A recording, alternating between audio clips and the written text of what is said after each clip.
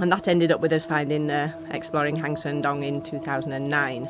And once we got into there, we realised we'd rediscovered the underground river, which also ended in a sump at the downstream end.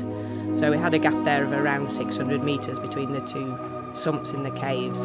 So we were fairly confident that the same water that goes into Sơn Đoòng then comes out of Hang Tung. But it took until now for us to decide to try and dive and make that connection.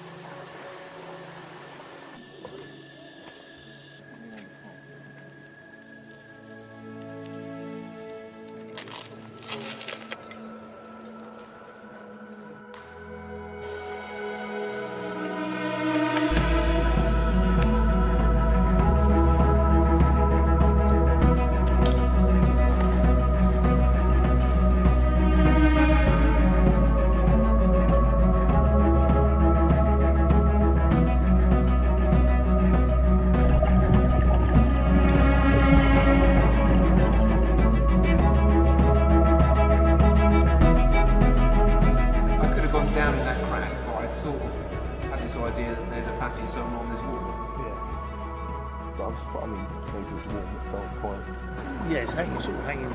Oh, hanging down from the roof. If it was a formation, you'd call it a curve. Yeah, But okay. It's just a massive lump of rock. Okay. There's a thing, and I've got 5 metres left. Line, now I'm at 50. Oh, so you only reach 50 at the end? Yes, I only reach 50 right at the end.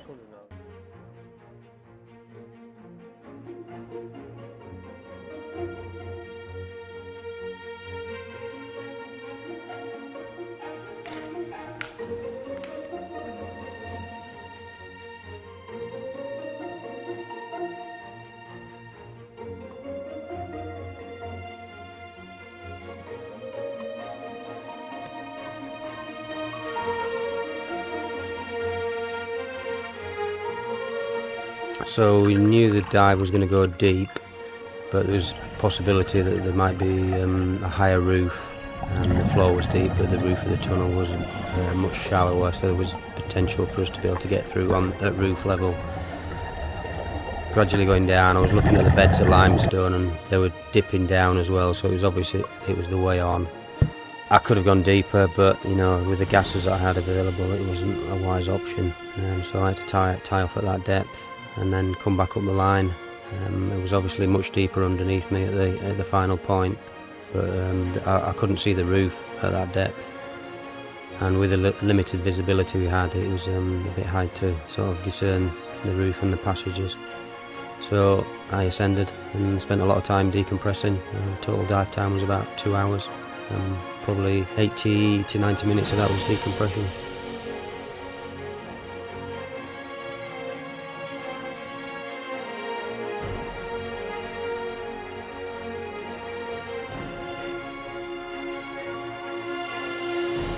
When we first arrived at the dive site, before even putting the diver in the water, we decided, because there was a raft, we would make plumb depth measurements of the whole length of the sump pool, which was maybe 100-150 metres long. And at first we were quite discouraged because it went straight to 20 metres, and often most of it was 35 metres, and right at the end was 93 metres, which was pretty deep, and deeper than any of the gases we had available to us. So straight away, from the end of the start of where the sump was, we realised we were not going to be able to get that deep. So quite disappointing. But I think from the progress we've made, I think following the wall, we've identified the main ongoing passage. We've identified it is a separate passage, and we've made good progress there to a moderate or reasonable depth considering what we have. So I think that's probably a lot more encouraging than we first thought when we plumbed that depth to 93 metres.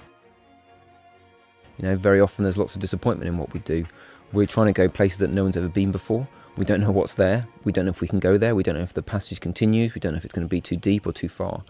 So it's a game of just trying and a lot of disappointment, and every so often you get a great success. But that's just the nature of exploration.